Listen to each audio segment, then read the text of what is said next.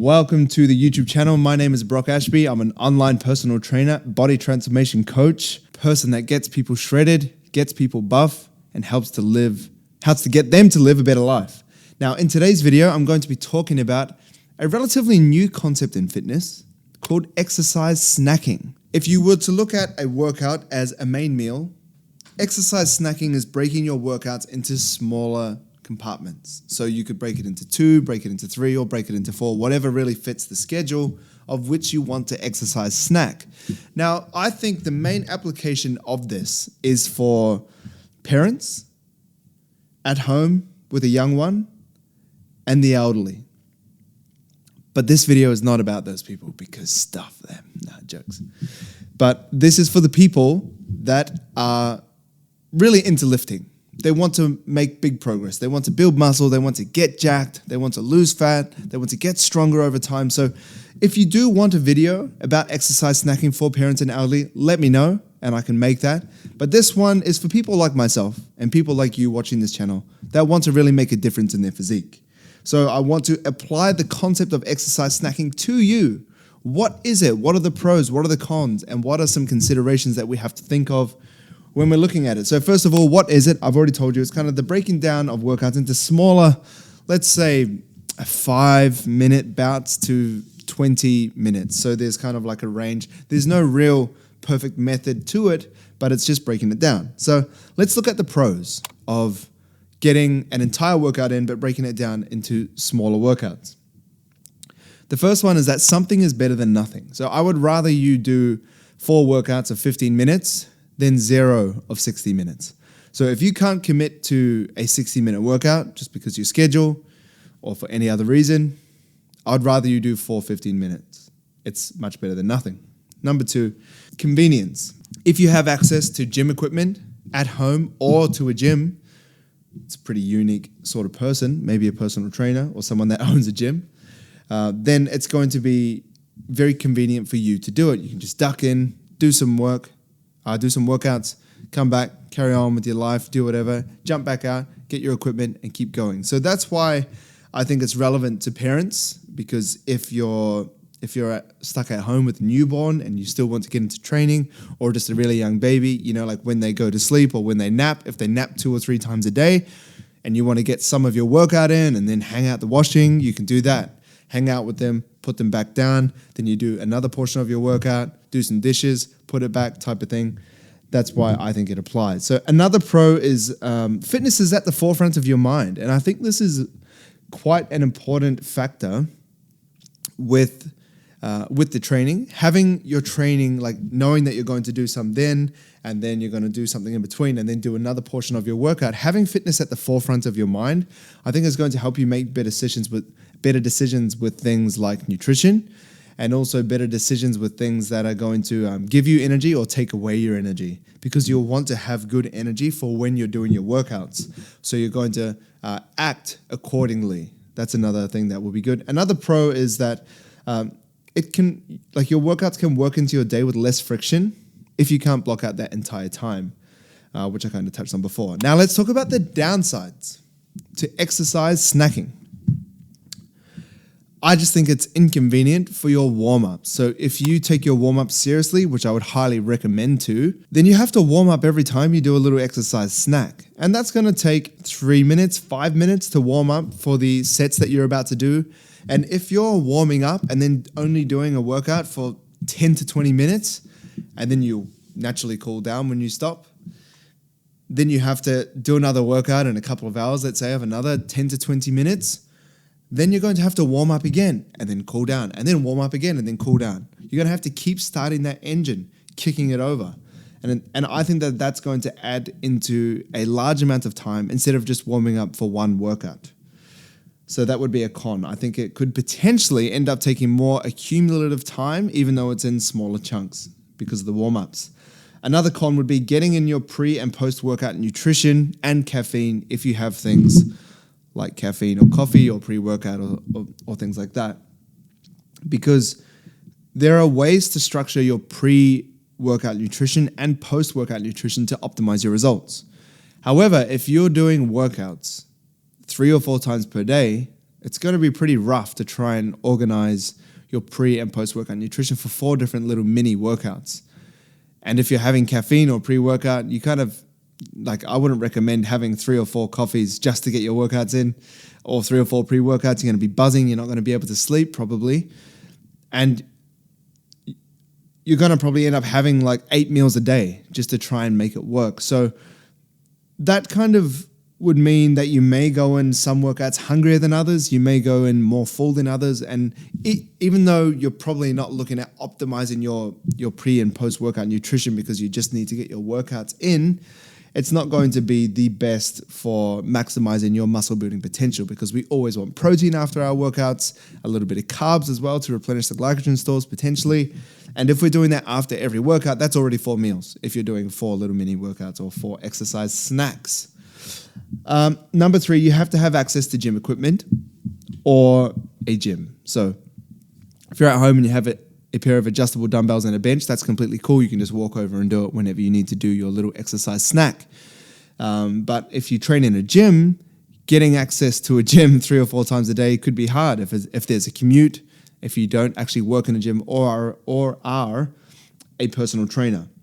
Another con, the 4th one, getting in the zone multiple times per day to train. So this is more of a mindset shift. So there is a cost to changing your attention from task to task, which is why it's better just to do one task. Like at work, let's say, sit down at your laptop to do some work. It's better if you just do that than if you were to do 5 minutes of work, look at your phone, go back into it.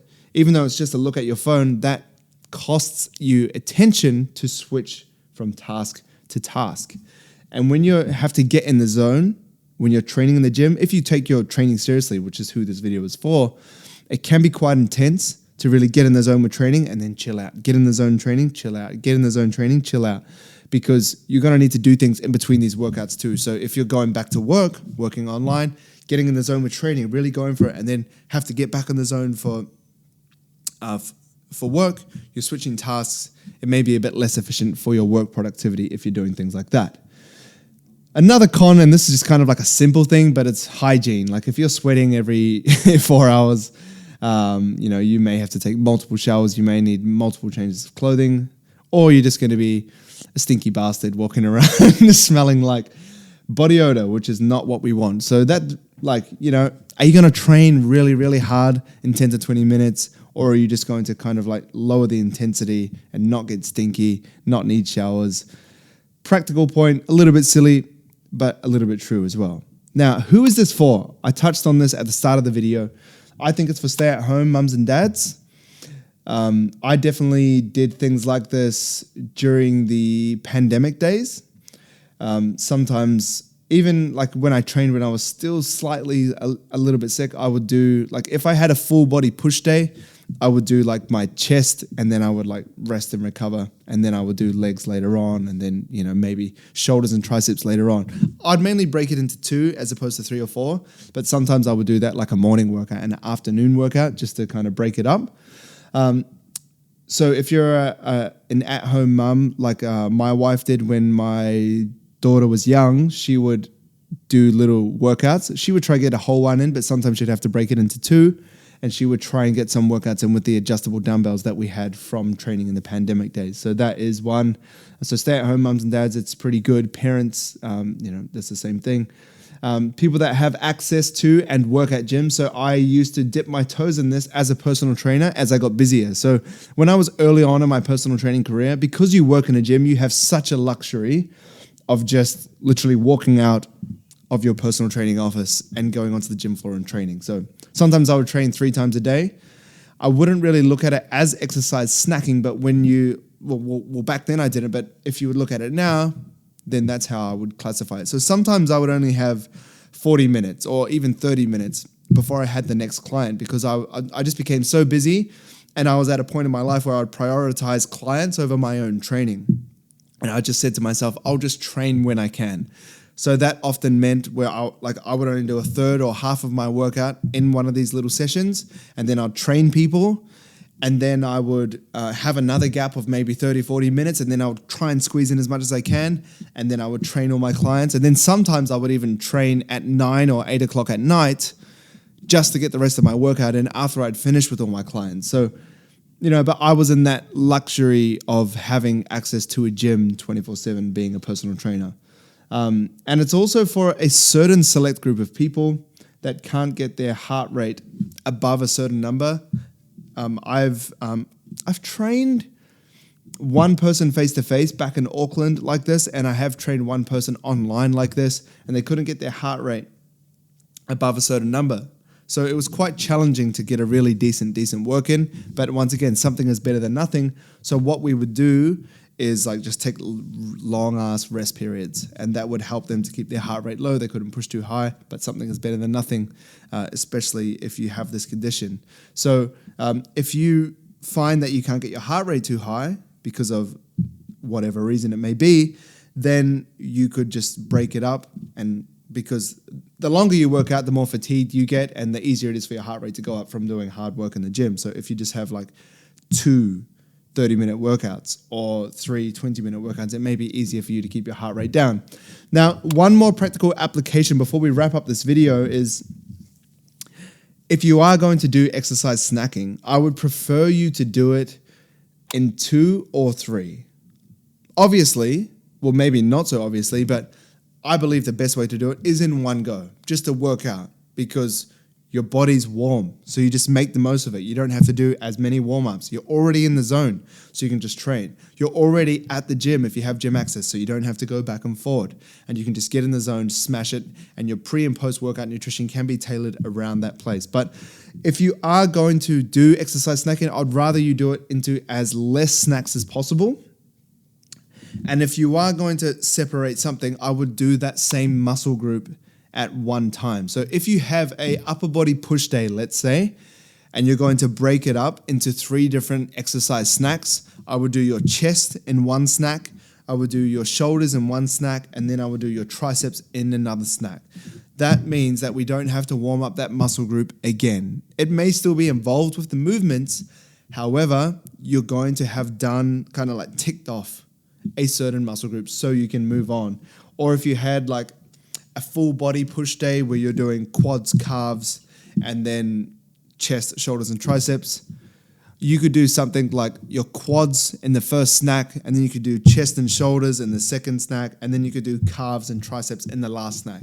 So there is efficacy to doing all that muscle group in one, so you don't have to half do a muscle group, 2 sets of chest press, and then have to do 2 sets of chest press later on, because you've already done it. So you'd rather just do one at a time. So this is the video on exercise snacking. If you've tried it, let me know in the comments how it went. If you haven't, it's something to consider potentially. I think definitely, I'm at that age where I'm, growing my family.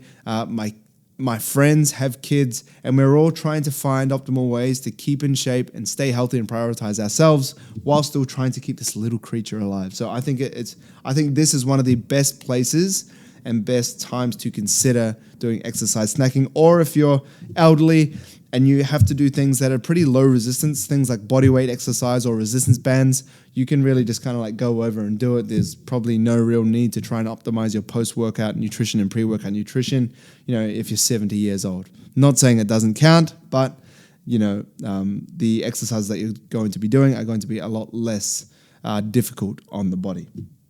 All right. If you like this video, let me know. I hit this, and that is a bad thing to do for the sound. So it's time to finish the video. If you liked it, there's a video here that YouTube will recommend to you. If you want to subscribe, hit my floating face around here with a blue background, and I'll see you in the next video.